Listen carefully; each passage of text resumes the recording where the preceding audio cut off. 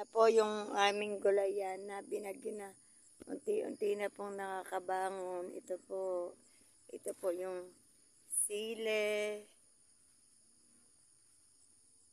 okra. Ito po yung sile namin.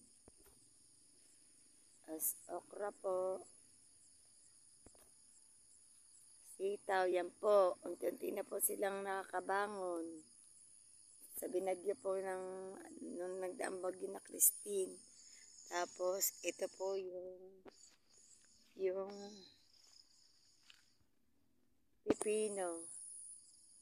Unti-unti na po sila na ano. And then, ito po yung ampalaya. Yan na po yung mga tanim namin. Binagyo po nung dumaang Christine. Yan na po sila ngayon. Unti-unti na po sila nakakabangon. At ito po yung sitaw. Unti-unti na po sila nagano'n. Ito po sa TVGA po. The Wheat Growers Association. Yan na po yung mga tanim na ni Judy po. Yan na po guys. Ano po, supportahan niyo po ang tanim ng akin pong ni Judy po. Yan po na.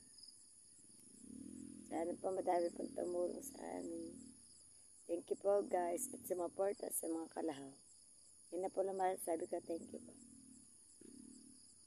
Pag po yan inamunga, ibebenta na po mga bunga niyan para po kami may panggastos at ano po sa mga bata, pang financial po. Thank you po.